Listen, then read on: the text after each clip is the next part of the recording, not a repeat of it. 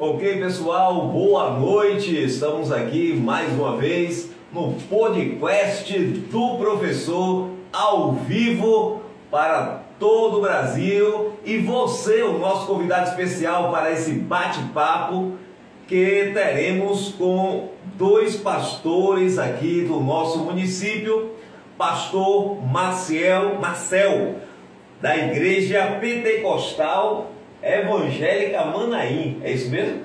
Rapaz, você foi longe agora. Ministério Batista Missionário. O Pentecostal foi ele que me falou. Não, o Pentecostal é lá. Mas ele que me falou. Né? Não. E o pastor Jonathan, da Igreja Pentecostal Promessa de Deus. Promessa de Deus. E aí, como estão vocês? Melhor agora aqui, né? Com vocês, né? Para a gente conversar um pouco, bater um papo, falar de várias coisas, é bom demais. Verdade, agradecer ao convite em primeiro lugar, ao professor por nos receber e feito esse convite a nós. E é uma honra estar aqui hoje para a gente falar um pouco sobre o reino e os dias de hoje, né? Com certeza. Pastores, primeira coisa, na verdade, que a gente vai conversar um pouco é sobre o chamado. O chamado é algo interessantíssimo e todas as pessoas que são evangélicas, pessoas que já tiveram contato com Deus, sabem, na verdade, o valor de um chamado, né? E o chamado acontece de várias formas. Existem inúmeras formas de Deus chamar o seu povo para uma determinada obra, para um determinado momento, para um determinado ministério. Como foi esse chamado de Deus na vida de vocês? Vou deixar o nosso pastor Jonathan começar, que eu estou compartilhando a live aqui, né? Para a gente ter mais público. Amém. Bom, para quem me conhece sabe que cresci num lar cristão.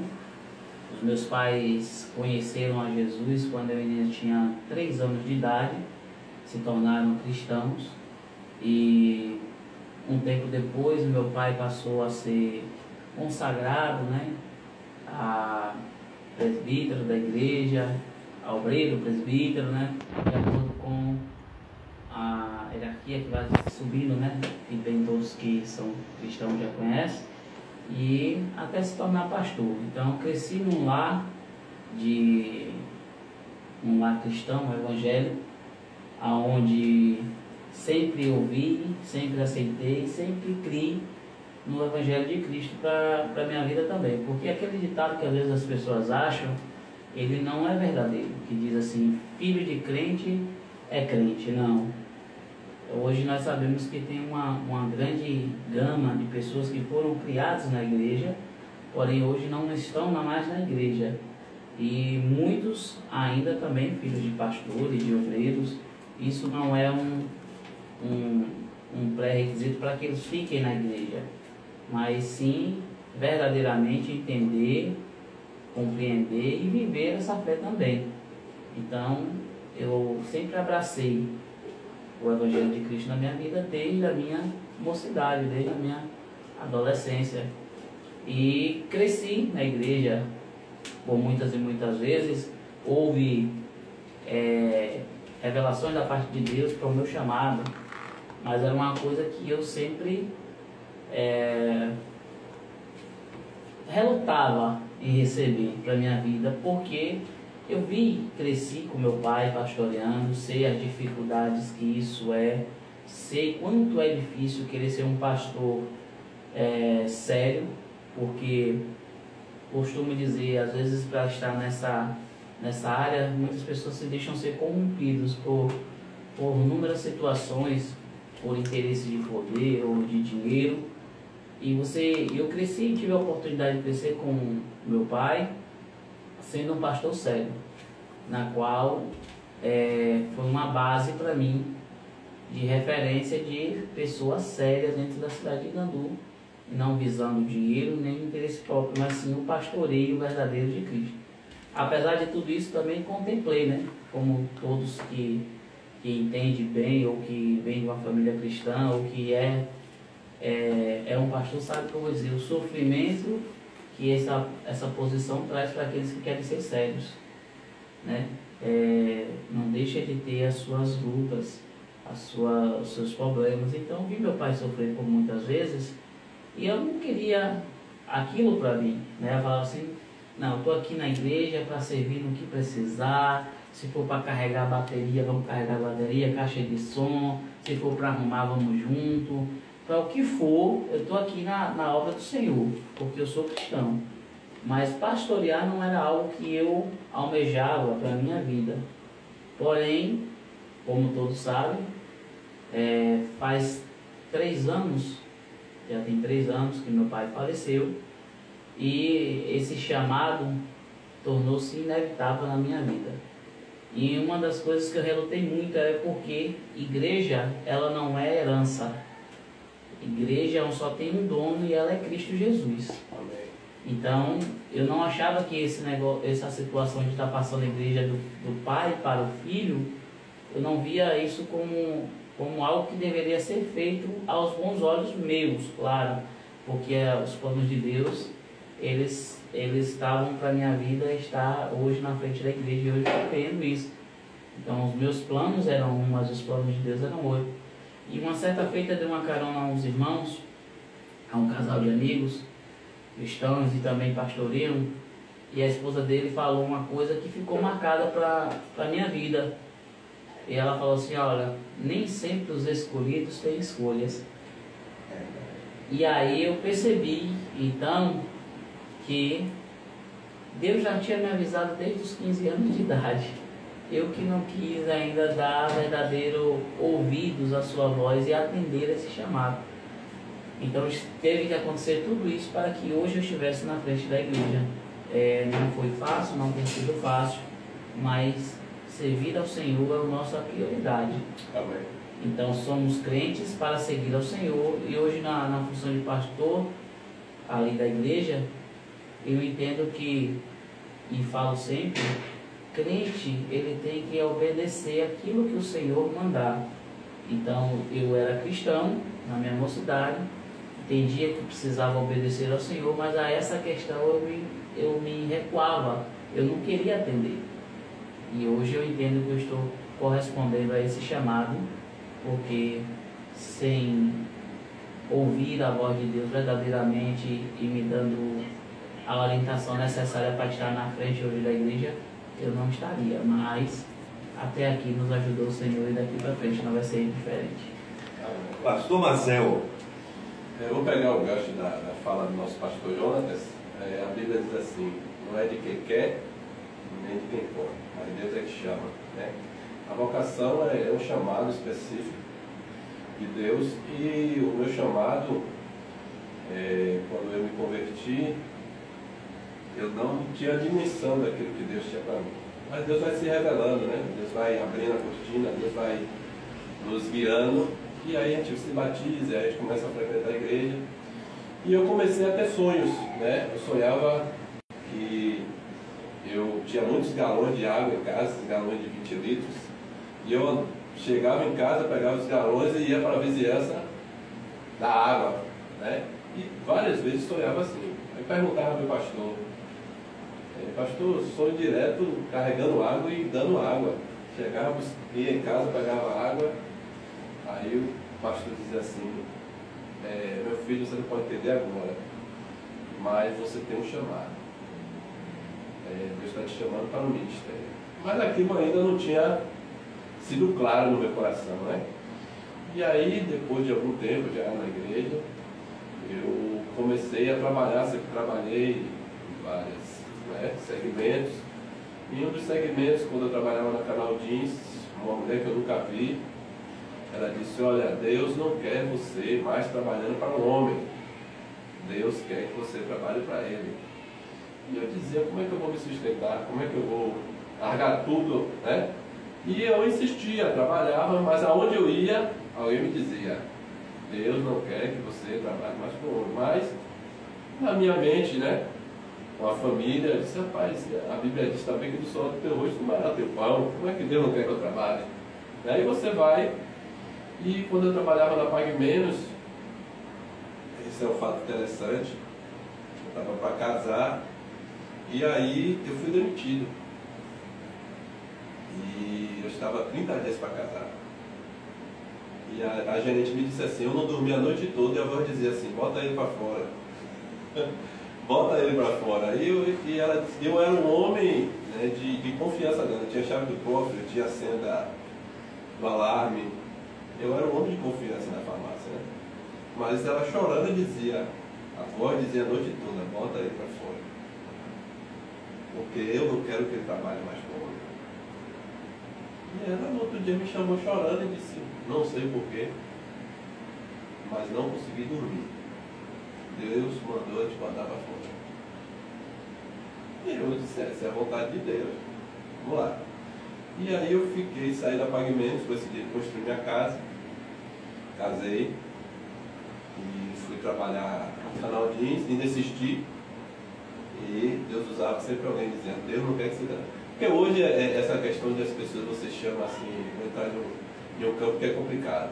As pessoas dizem, Deus não quer que eu... Mas às vezes as pessoas não têm um chamado, porque às vezes assim, você pode trabalhar, tem pastores outros que trabalham e cuidam do ministério, mas tem pessoas que Deus quer pegar no ministério. É verdade. E tem pessoas que não entendem isso, né? A minha vontade hoje seria estar trabalhando e no ministério. Mas tem pessoas que Deus, né? Eu acho que sofre menos, né? Que trabalha aí. Mas eu na época que eu estava pastoreando, né, quer dizer, algumas cidades, né, a primeira igreja que eu trabalhei foi a igreja em Piraí do Norte. Na época era congregação e se tornou igreja. E a gente fez a construção do templo. Foi uma coisa incrível. Isso marcou a cidade de Piraí, porque a gente conseguiu levantar, construir o templo em 3 dias e meio. Muito rápido. 3 dias e meio. Veio o pessoal dos Estados Unidos e aí já foi lá, comprou aqueles blocos grandes montado, né? Só pediu pra gente fazer só a base do jeito que eles queriam, e a base era uma linha mesmo americana, daqueles que dá terremoto e não sai e não consegue abalar, né? A fundação muito. Aí faça isso que o resto é com a gente. E aí eles chegaram, mandaram a gente contratar 4 pedreiros e foi mais ou menos 8 ajudantes. E a igreja também ali, então a gente fez alimentos e tal. Depois eles falaram, não, a gente vai comprar os alimentos. Aí foi lá, reservou com um pessoal lá e começou a comprar já o alimento e dando para o pessoal. E aí eles começaram a construir. Faltou tinha que ter uns andaime, e não tinha andaime aqui na região. A gente foi em Feira de Santana comprar uns andaime. Comprar não, alugar. Quando a gente chegou lá, que retornou, já era no final da tarde. As paredes, as 4 paredes já estavam altas, já estavam em ponto de madeira. Só de colocar o telhado. E aí, quando eu via aquelas mulheres em cima, assim, perfurando para colocar os ventiladores e tal, eu fiquei assustado, porque eu nunca vi aquilo na vida. E aí começaram a fazer isso aí, que em 3 dias e meio a igreja estava sendo inaugurada. E aí eles perguntaram, vocês querem vocês têm o direito de escolha, a gente vai dar um presente para vocês. Vocês querem um teclado de presente ou vocês querem o piso de presente? Aí eu disse, o piso. Então já deixou o piso tudo pago, tudo direitinho, e a gente fez. Então assim, foi uma coisa que todo mundo, quando a gente saía para evangelizar, o pessoal disse, aquela igreja que os americanos fizeram em 3 dias e meio, e já era conhecido assim. Porque ficou lá. Isso, porque quando eu cheguei então quando eu cheguei lá em Piraí, que eu falava assim, olha, estou convidando você para ir lá na Igreja Batista. Igreja Batista? Tem Igreja Batista aqui? Aí o pessoal conhecia como a Igreja do Irmão Gaso. Tem muita cidade pequena, né? É, a referência. A Igreja do Irmão Gaso, que era o irmão lá que era o nosso o vice-presidente da igreja. Então todo mundo conhecia ele, então o pessoal ia para lá, mas depois ficou conhecido como a igreja que foi construída em 3 dias. Repercutiu mais. Repercutiu mais. Mas assim, voltando a esse assunto do trabalho, em Piraí eu trabalhava como professor e pastoreava. Depois eu fui para uma cidade chamada Lafayette Coutinho. Conheço. Lafayette Coutinho, eu pastoreei a primeira igreja em Lafayette e também trabalhava numa escola do estado. Depois eu fui para a cidade de Fátima, já na divisa de Sergipe. Aí lá eu não consegui trabalhar em escolas, mas eu não gostava de ficar, né? Às vezes minha cabeça trabalha muito rápido, muito ansioso, ocioso também. E eu comecei então a fundar um jornal. Jornal da cidade. Eu fundei um jornal. E aí eu comecei a trabalhar e tal. Só que tinha um jornal que já tinha mais de 50 anos na região, que não estava mais conseguindo entrar em Fátima porque eu tomei o lugar. Aí eles me chamaram e disseram, olha, vamos fazer o seguinte, você vai ficar com a parte de Fátima, o que entrar vai ser seu, certo? Você só vai dar uma porcentagem para o jornal e você pode escrever aqui diretamente no jornal da gente. Foi com esse dinheiro que eu fui começar a estudar direito lá. Depois eu fui para Itamari, aí depois foi quando eu fui chamado para voltar a trabalhar aqui no município, que teve aquele problema na época de NECO, né, que os professores foram demitidos e tal, né, dizendo que o concurso não estava mais valendo, entramos na justiça e tal, e nesse período a gente retornou, que já foi no período de desmaio, no meu caso, no período de desmaio. Eu retornei e comecei a trabalhar. E aí, quando eu saí de Itamari, que vim para aqui, né, aí eu fui ajudar o pastor Bessa. Fui ajudar o pastor Bessa. Mas nesse período aí que a gente foi ajudar, né, foi um momento assim muito conturbado para mim, né, ali. Não por ele, né, mas assim, algumas situações que provavelmente a situação da própria maçonaria, que o pessoal pegava muito comigo e tal, e na época eu frequentava, e aí foi criada uma situação ali, e aí depois eu disse, pastor, eu não quero, que o pessoal começou a sair, né? Ficar muito sério. E aí eu disse, pastor, é melhor eu me afastar para o senhor não ter um problema maior. E aí foi que nesse período aí eu me afastei, e aí depois veio essa questão do meu filho e tal, que aí eu terminei me afastando de vez. Mas aí, graças a Deus, hoje com uma vida muito mais estruturada, né, emocionalmente, em todos os sentidos, então a gente começou, e aí retornamos agora para a igreja Maranata, afastando, né, me afastei inclusive da maçonaria também, né? Hoje estou apenas na verdade na igreja e focando tudo isso aí direitinho para que não houvesse, né, mais esses percalços aí que realmente para o meio evangélico é meio complicado, né? Mas trabalhando, mas já chegou momentos na minha vida que eu não consegui fazer as duas coisas ao mesmo tempo, porque às vezes tem lugares que Deus quer a gente ali fazendo um trabalho, né? Empenhar no tempo integral. Tempo integral. Até para a colocação do pastor,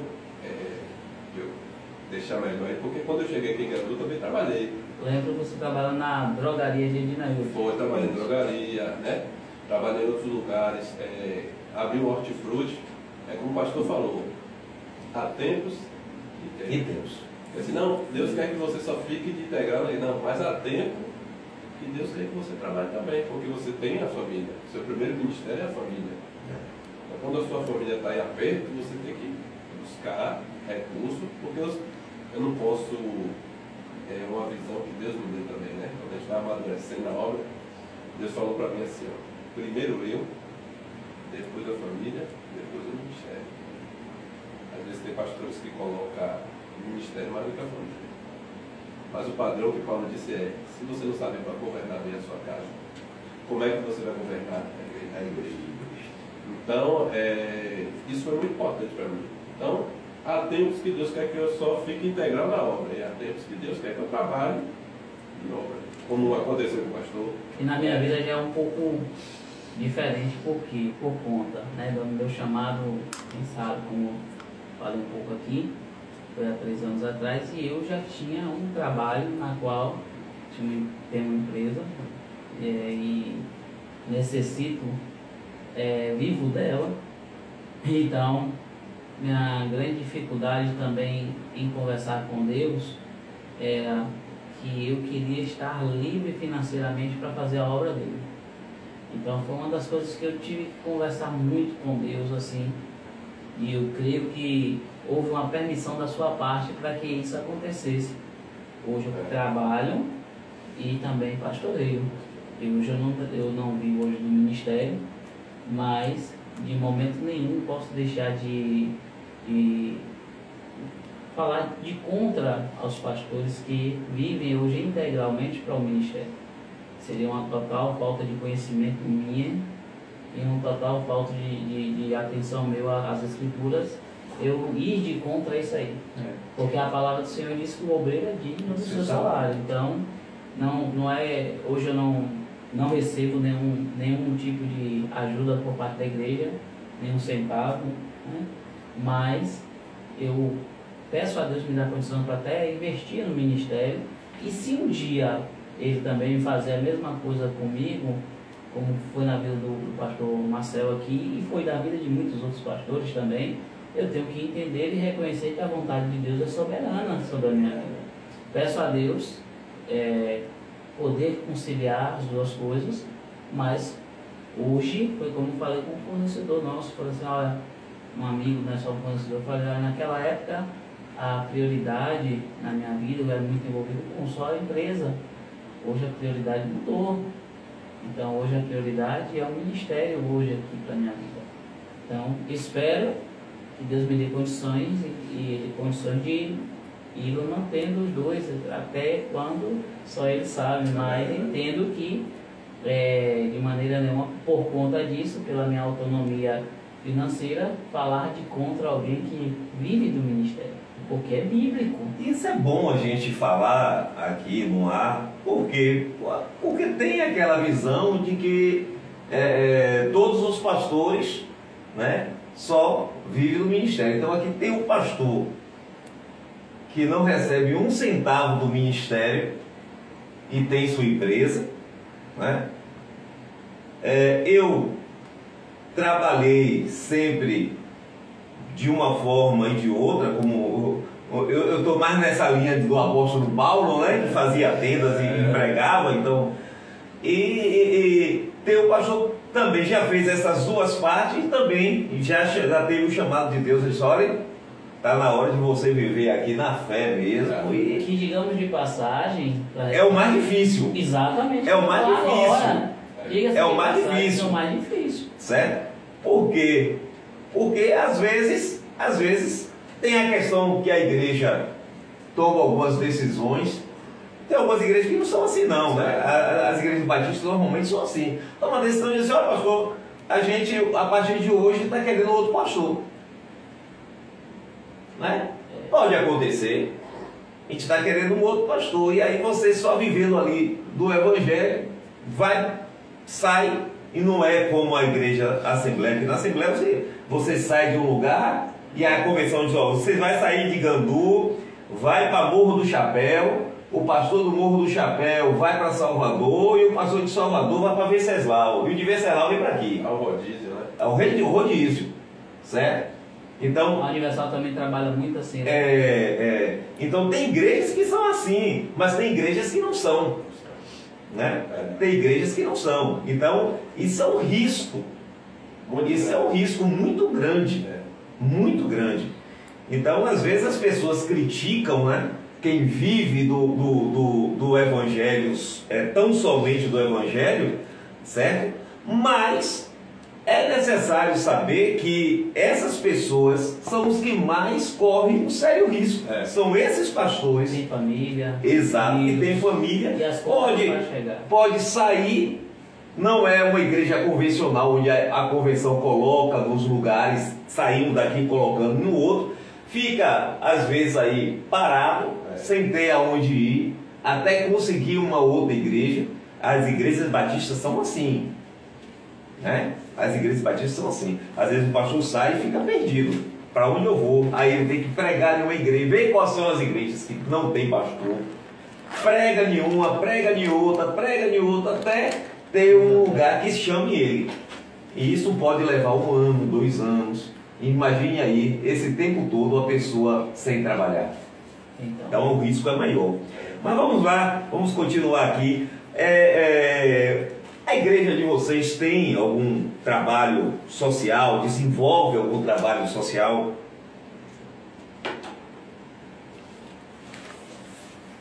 Mas eu quero mandar um abraço aí para o pastor Bessa. Pastor Bessa, olha, estamos aqui, acabei de falar aí na instante aí, né, sobre o trabalho quando eu cheguei aqui em Gandu, que foi o senhor que me abraçou aqui. Um grande abraço, Deus continue te abençoando. Amém. E derramando ricas bênçãos sobre a sua vida.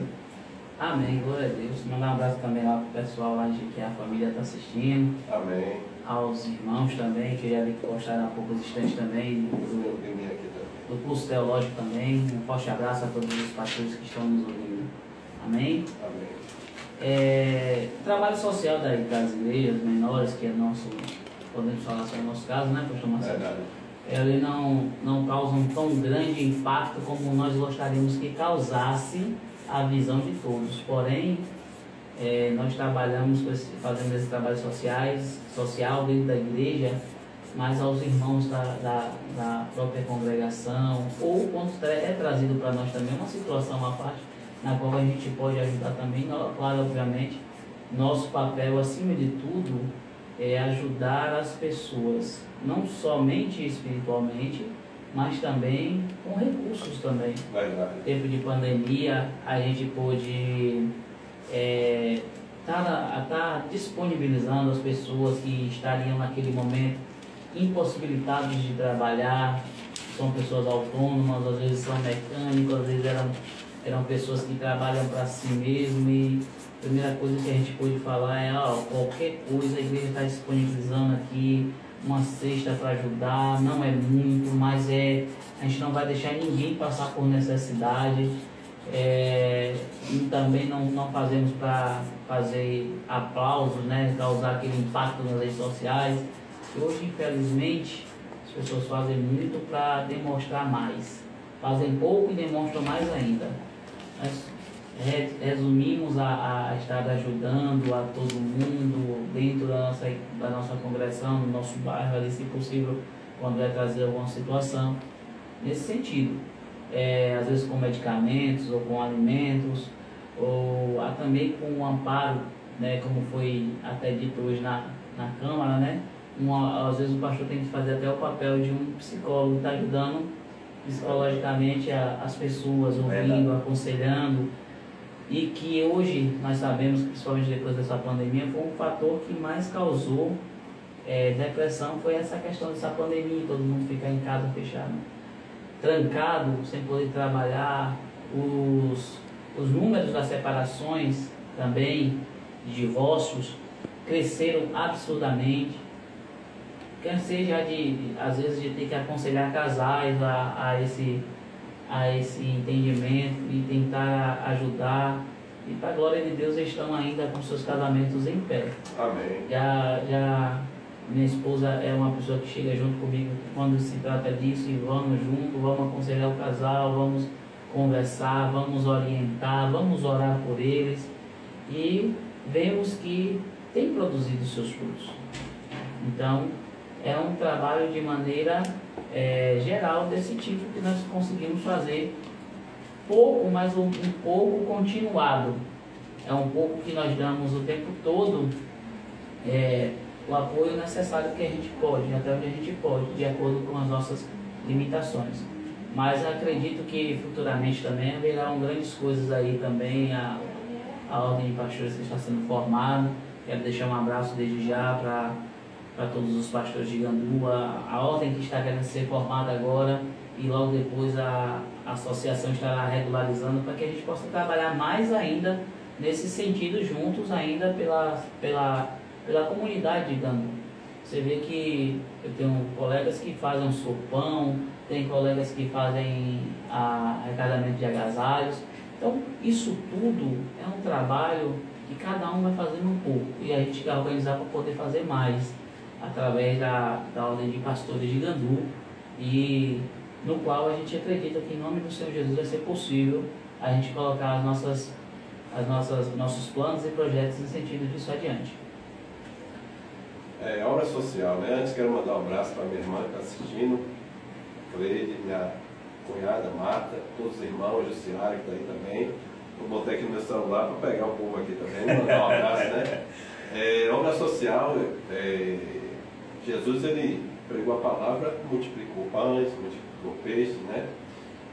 Tiago disse que se o seu irmão chegar com fome, se você só orar por ele, isso é hipocrisia. E a gente, especificamente lá no ministério, nessa enchente, nas minhas mãos, quando eu falo nas minhas mãos, juntamente com o ministério, passou de 3 a 4 toneladas de remédio, água, roupas, calçados, porque eu virei um posto, né? Porque eu tenho muito conhecimento fora de Gandu, tenho muitos amigos em Salvador, viajei do Rio de Janeiro, São Paulo. Teve um momento que eu mandei parar, que eu não estava aguentando mais. Porque do dia 25 de dezembro ao dia 6 de janeiro eu dormia 2 da manhã, acordava assim. Água, remédio, cesta básica. Recebi um caminhão de Ilhéus, o comando de Ilhéus mandou um caminhão que foi colocado na garagem de Ariela, através da pessoa do nosso querido Flávio, bombeiro. Veio um caminhão de Salvador para mim, os irmãos fizeram lá a coleta, um caminhão baú, que acumula 3 toneladas de alguma coisa. Veio um caminhão de Camaçari para mim também. E aí a gente pegamos o carro do irmão e a gente começou fizemos posto na nossa igreja, na congregação do Eliseu, a gente botou 10 pessoas, né, dentro da igreja, porque a casa inundou até 2 metros de altura. Na minha casa ficou 5 pessoas dentro da minha casa não dava para andar, era gente, era móvel de gente, era roupa, e a gente fazendo a triagem ali, e a gente fez pontos também que a gente não... Então a obra social para mim, o principal pão é a palavra. Mas quem ouve palavra com fome? Mas a palavra acalma, né? Acalma, dá uma esperança, que isso é importante. Às vezes a pessoa que está sofrendo naquele momento, muito mais do que receber até uma geladeira nova, claro que é importante, mas um abraço no momento do choro ajuda a botar para fora o que está cortando o coração. Na verdade, a assistência social da igreja, ela é completa, corpo, alma e espírito, né? Você não pode só não é espiritualidade excessiva em dizer que o homem só precisa da parte espiritual ou só precisa da parte humana.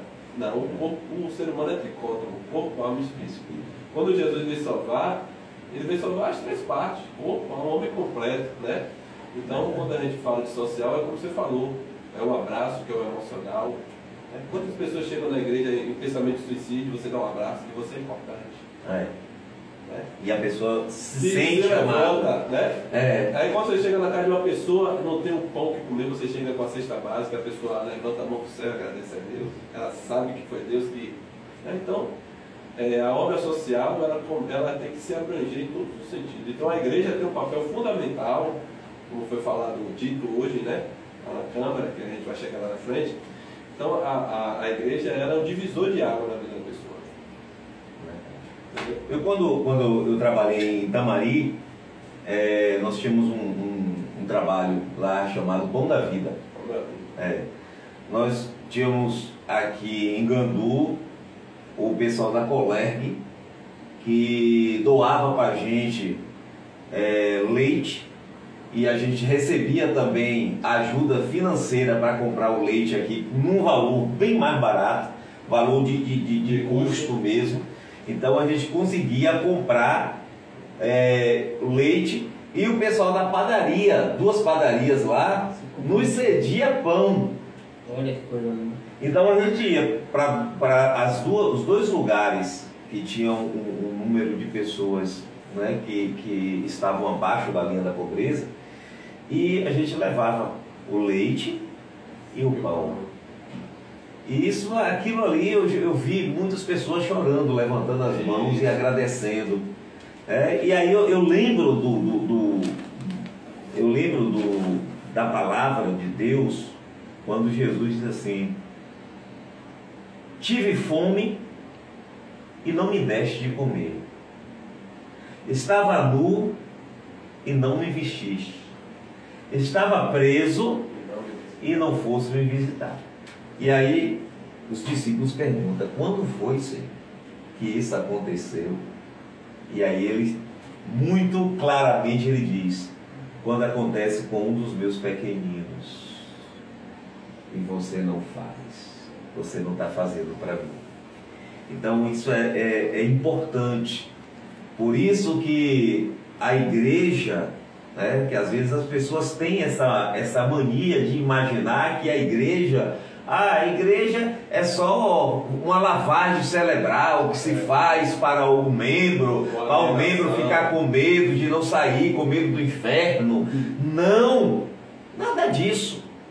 A palavra é importante, o inferno existe sim, mas a palavra é importante, a palavra faz com que as pessoas tenham um discernimento do que é certo e do que é errado, que isso também é importante para o ser humano. Eu sou professor de adolescentes, Isso. no Fundamental 2, do 6º ao 9º ano, e eu vejo como os nossos adolescentes estão desnorteados. Eles não sabem mais o que é certo e o que é errado. Eles fazem os erros e depois vão assim: mas professor, todo mundo faz isso. A indução ao erro hoje parece ser mais forte do que a indução a fazer as coisas corretas, né? Exato. E o que eu observo é o seguinte: as pessoas estão achando que isso é normal, que isso é natural. E aí é que vem essa situação, né? Que as pessoas não estão entendendo o posicionamento das igrejas. Igreja não é bolsonarista, igreja não é lulista. Esqueça isso. A igreja tem uma pauta. A igreja tem uma pauta. Aqui a gente não é bolsonarista e nem lulista. A igreja tem uma pauta. Qual é a pauta da igreja, Israel? Vou lhe dizer. A pauta da igreja é ensinar o evangelho por completo. Sem esse negócio de, olha, não pode falar sobre a questão dos homoafetivos, porque senão o Ministério Público, como fez lá em Piauí, com o pastor da Igreja Batista de Piauí, que teve que fazer um TAC. Aí eu pergunto: quem deu criou essas leis? Quem criou essas leis? Quem sancionou essas leis para que o evangelho seja pregado pela metade? Foi quem? Aí que vem as coisas. E as pessoas que estão lá fora, que estão, né, com os seus sentimentos à flor da pele por um ou por outro, não entende o porquê que a igreja está tomando tais decisões.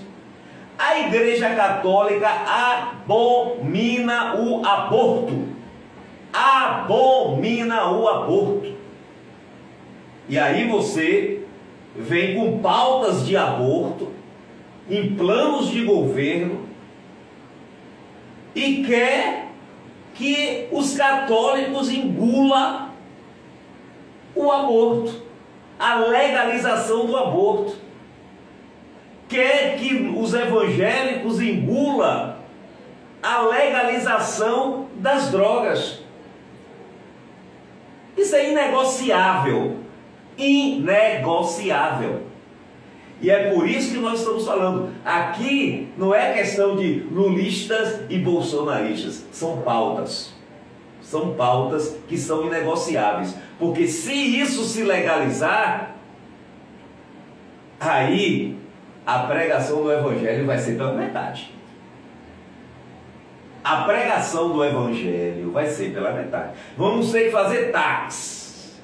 Taque para não tocar sobre o aborto, taque para não falar sobre a união homoafetiva, taque para não falar sobre as drogas como uma questão de criminalização, como uma questão de saúde pública.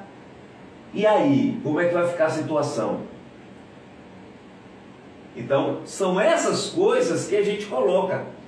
Não é questão de levantar bandeirinhas, não. É a questão de se pregar o evangelho e de falar a verdade, para que os nossos futuros adultos que hoje estão na adolescência e que eu estou acompanhando esses meninos, esses adolescentes de sala de aula, que não sabem o que é certo e não o que é errado. Sabe como é que os meninos chegam lá na sala de aula? Porque eu sou de facção A e de facção B. Não mexa comigo, não. Como se isso fosse um troféu, fosse uma coroa de rei e que não pode ser mexido. Então veja, hoje os nossos adolescentes, eles não querem estudar. Chegou na escola, não está afim de estudar hoje, não. Hoje você veio para aqui para quê? Porque eu não quero ficar em casa, eu quero aqui bater um papo com o meu povo aqui e tal. Então é essa situação. Então, se o evangelho não tratar, e quando eu falo evangélico, não é só os evangélicos, eu estou falando aqui do cristão, que pode ser católicos e evangélicos.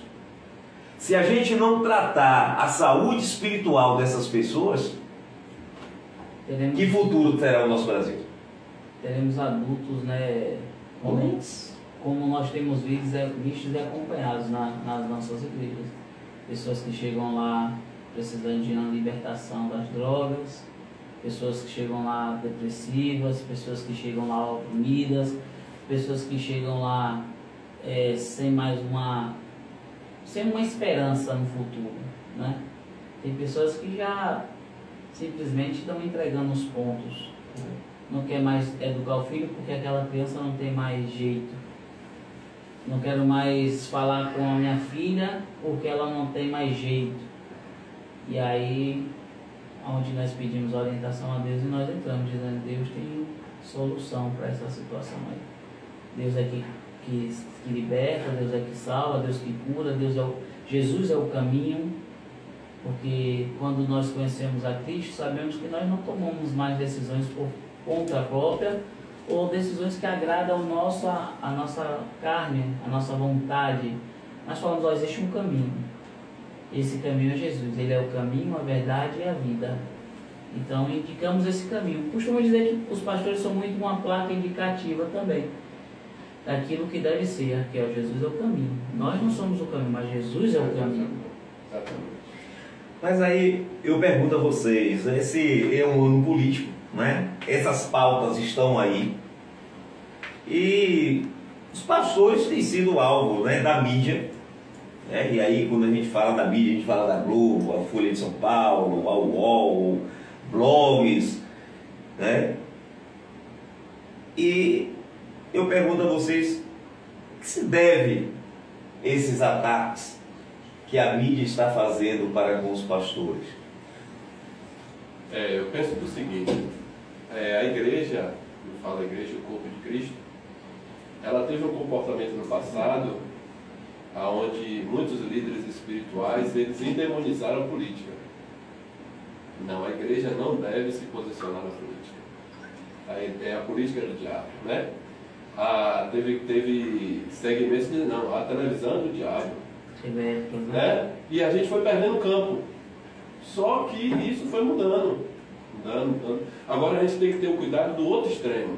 Qual é o outro extremo? Você ser partidário dentro da igreja. Exato. Então todo extremo é perigoso, tanto de menos quanto de mais. Então, como foi bem colocado pelo senhor, a igreja ela não prega partidarismo, ela prega valores e princípios que são imutáveis e inegociáveis. Não tem como. Então, quando hoje a gente vê esse ataque, né, a pastores, porque a voz que estava calada e recuada, ela começou a se manifestar. E hoje no Brasil são quase 80% da população brasileira. 86% cristãos, católicos e evangélicos. Então hoje é uma força. Então você tem que atacar quem tem força. Você tem que se calar quem ganhou força. Você tem que calar a massa de alguma forma. Então, esse ataque, eles se assustaram. Não, eles eram calados, eles eram comedidos, eles não falavam, hoje se levantaram. Então, houve também, vou entrar nos excessos. Quando um pastor, ele tem uma congregação, ali ele tem lado A e lado B. Então ele tem que respeitar a opinião do lado A e lado B. Do lado B. O que é que ele tem que colocar? Os nossos princípios são esses. Se você é um cristão, você vai viver pelos princípios. Vai utilizar aquela questão da ceia, né? Examine-se o homem a si mesmo e veja que você vai votar. Exatamente. O princípio é esse. O princípio é esse. Então, eu, como pastor, falei em público, falei para os liderados, disse, olha, aqui na igreja eu não quero ninguém falando de nomear nem nome de bem. Aqui na igreja a gente vai orar pelo Brasil. Agora, quando eu sair da porta da igreja, da reunião da igreja, no meu WhatsApp, no meu Facebook, agora eu sou cidadão. Vou me manifestar, vou dar minha opinião, vou torcer para o meu e vou apoiar. Porque eu sou cidadão, o pastor é cidadão, o padre é cidadão, o crente é cidadão. E todo cidadão tem direito de expressão constitucional. E deixar claro que quando a gente fala sobre a questão da homoafetividade, né, nós não estamos aqui criando uma guerra. Não. Sabe por quê? Porque com o princípio cristão que a gente aprende de Jesus, a gente ama todos eles. Ama todos eles. E a gente não faz essa questão de que a mídia coloca, né? Como que se os cristãos quisessem destruir, matar. Não, quem rouba, mata, destrói é o diabo, irmão. Jesus veio para trazer vida e vida com abundância. Nós, pastor, amamos eles e ele nos ama. Eu tenho amigos homoafetivos que na rua eu abraço. Ele disse, meu pastor, eu digo, ô meu irmão, ô meu pastor. Exato. Eles são pessoas que me consideram, me respeitam, eu respeito eles e eles, cada um tem o seu livre direito de escolha. Agora, cada um tem que respeitar o espaço do outro. Eu acho que o que acontece hoje é que a mídia coloca o seguinte: se eu falar de alguém, aquela pessoa ela tem o direito de resposta, claro. Mas hoje está assim, como é que se diz? Eu posso dizer, só está dando direito a um lado. Está criminalizando, na verdade, o lado que se opõe. Se opõe à opinião do outro. Porque assim, eu posso ser contra o Senhor, em alguma opinião, mas vou continuar te amando, te respeitando, você vai continuar sendo meu amigo. Olha, uma coisa que eu tenho colocado muito nas escolas, e tenho levado isso ao conhecimento, que na verdade, infelizmente, né, existem alguns partidos que terminam dividindo o povo brasileiro. Né?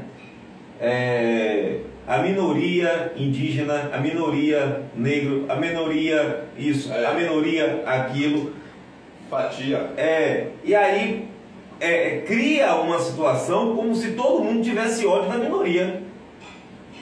Como se todo mundo tivesse ódio de índio, todo mundo tivesse ódio de negro, todo mundo tivesse ódio dos homoafetivos, todo mundo tivesse ódio de pessoas do candomblé.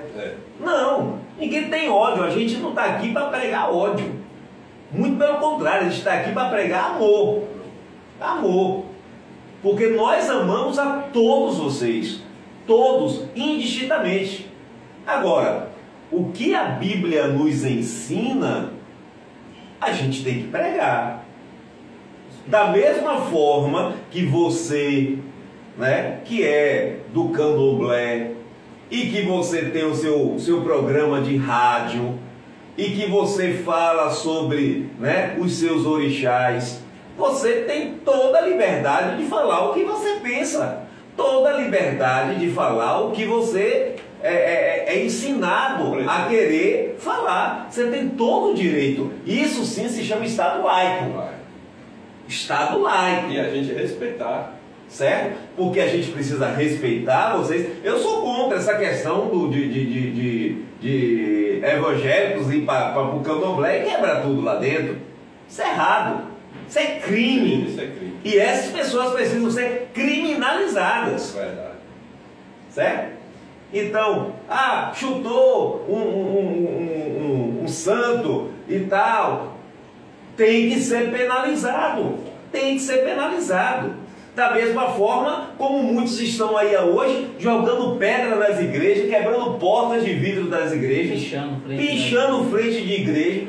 É errado também, é crime, tem que ser cobrado. Então, para mim, o Estado laico é isso.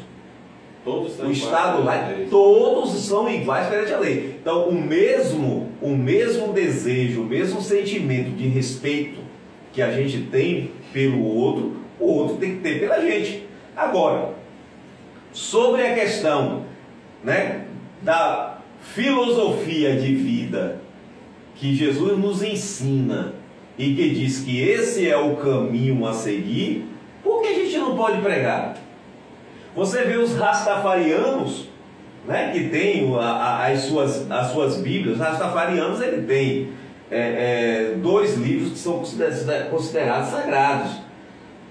Ele tem a Bíblia Negra, que eles chamam assim de Bíblia Negra, e que inclusive fala sobre a questão do uso da maconha. E eles pregam isso, dizendo que aquilo é um ritual sagrado.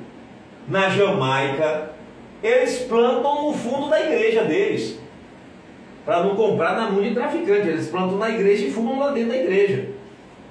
Então, eles pregam isso, eles pregam isso, tem lá o direito dele de pregar. Agora a gente tem o dever, como cristão, de dizer: nós aqui não aceitamos isso não.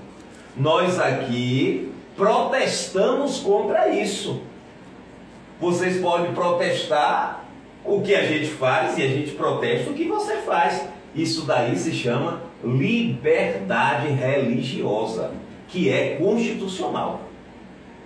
E é isso que a gente quer trazer na pauta de hoje, sobre essa questão da liberdade religiosa, porque estão querendo tolir essa liberdade. E nunca tivemos problemas com isso. Sempre houveram, cada um com seu segmento, e todos se respeitaram. Hoje que a gente vê a mídia querendo fatiar o Brasil. Fatiar. Porque quando você pega um bloco, é difícil de dominar, mas quando você fatia ele e coloca ele um contra o outro, é fácil. Porque se autodestrói e ele só vai pegar o que sobrou. Como já diz os grandes estrategistas da história, dividir para conquistar. Dividir para conquistar. Então fica fácil. Então deixar meu posicionamento então, como foi a pergunta. Eu acho interessante falar sobre como às vezes eles querem falar sobre uma falsa liberdade que nós temos de exercer a Constituição. Não vemos ninguém apedrejar, alguém que tem uma religião diferente, sendo ela o espiritismo, sendo ela Umbanda, Quimbanda, por se pronunciar a favor do lado A ou do lado B. eu não vejo ninguém depredrando ou tampouco pichando os terreiros por ser contra o seu candidato. Não vejo também ninguém sendo penalizado ou alguém sendo massacrado pela mídia ou até mesmo por alguns políticos que querem fazer dessa maneira, né? Martirizar o líder religioso da religião tal por apoiar o candidato tal. Mas por que vemos isso contra os pastores? O pastor também não tem o direito a manifestar aquilo que ele acredita. Charles Spurgeon, né, deixa claro uma frase que eu postei nos meus status hoje, fala assim: só os tolos acreditam que política e religião não se discute. Por isso há cada vez ladrões mais na política e cada vez falsos profetas pregando no culto. Por quê? E a palavra discussão, na verdade, por muitos características como uma discussão, quando você vai ao dicionário, discussão não é uma briga, não é eu tirar perguntas ou agir de forma arbitrária a sua opinião. Discussão é colocar os pontos e abordá-los para tirar melhor proveito deles. Está assim a definição. Então, quando os pastores tomaram um posicionamento, eu acho interessante que as pessoas nunca perguntaram por que os pastores, esse ano, pastores com mais de 40, 50 anos de ministério, que nunca falaram sobre política, que nunca se pronunciaram a lado nenhum, esse ano se viram obrigados a, sim, tomar um posicionamento. Não um partido, como foi dito, a igreja não tem partido, mas a igreja tem princípios. E esses princípios agora estão sendo defendidos pelos pastores. E possa até você não concordar, mas o pastor também é um cidadão que tem direito a exercer a sua cidadania e a sua liberdade de expressão. Como foi dito pelo pastor Marcel aqui, eu também, a gente concorda nesse mesmo ponto. Nossos públicos, ao contrário do que muitos estão dizendo, não estão sendo usados para falar de política. Mas, sim, nós usamos e falamos com o nosso rebanho sobre o posicionamento da igreja. Porque quem está com os olhos atentos no mundo, o que está acontecendo nos outros países, porque se nós não falarmos hoje, amanhã a gente não terá nem direito de falar em um púlpito. Se nós não nos manifestarmos hoje, amanhã teremos que fechar as nossas igrejas. Se não falarmos hoje, amanhã teremos sim que fazer certas coisas dentro da igreja que a margem da Bíblia não nos permite fazer para agradar ou para fazer valer uma lei que veio contra a igreja. Como foi dito aqui, nada contra a ideologia, a prática, né, homoafetiva, a sua escolha. Se tem alguém que sabe bem respeitar as escolhas de cada um, é o pastor. Porque ele aprende lá em Gênesis, com o pastor maior, que é o nosso Deus, que Deus criou o homem com um livre-arbítrio. E esse livre-arbítrio dá direito a escolhas. Mas não quer dizer que não dá direito ao nosso Deus se posicionar contra as suas escolhas. Então, escolhas suas são suas. Livre-arbítrio foi dado por Deus. Da mesma maneira que nós estamos falando hoje de política, estamos falando nesse sentido. A igreja não tem partido, a igreja não tem lado, mas a igreja tem sim um posicionamento e tem princípios a serem seguidos. E nós, até na política, devemos sim seguir aquilo que nós pregamos e aquilo que nós ensinamos. O que vai de contra a Bíblia, eu não posso ir de contra da mesma maneira para exercer a minha cidadania dando um voto num candidato que não representa os ideais que eu acredito, que eu prego. Isso me faz uma pessoa com direito de exercer a minha cidadania. Somos pastores, sim, seremos orientadores do povo, sim, mas ainda continua sendo da mesma maneira a decisão do povo em quem quer votar e quem não quer votar dentro das nossas igrejas. Porém, vamos orientar que eles façam justamente essa discussão sadia. Coloque os pontos, abordem, saia da rede só de grupos de WhatsApp ou de vídeos prontos, estudem um pouco. O que nós mais prezamos sobre a igreja, nós mais prezamos na igreja, é que nós temos uma frase que nós sempre falamos e deixamos claro na nossa igreja, não é uma frase nossa, é uma frase bíblica, é um versículo bíblico, que diz assim: e conhecereis a verdade e a verdade vos libertará. Nós não queremos apenas falar dessa verdade, nós queremos que você descubra essa verdade. Nós não apenas lemos a Bíblia na igreja, nós pedimos para os fiéis lerem a Bíblia em casa. Da mesma maneira, façamos nessas eleições com os seus candidatos. Estude o que ele apoia, o que ele acredita, no que ele realmente está disposto a te representar. Está com a margem da Bíblia, está na margem da Bíblia, está de acordo com os princípios cristãos. Então faça a sua escolha. Mas façamos isso por entendimento e não por ser massa de manobra, não por ser mais um que está voltando no candidato A ou B que está na frente ou atrás, não importa.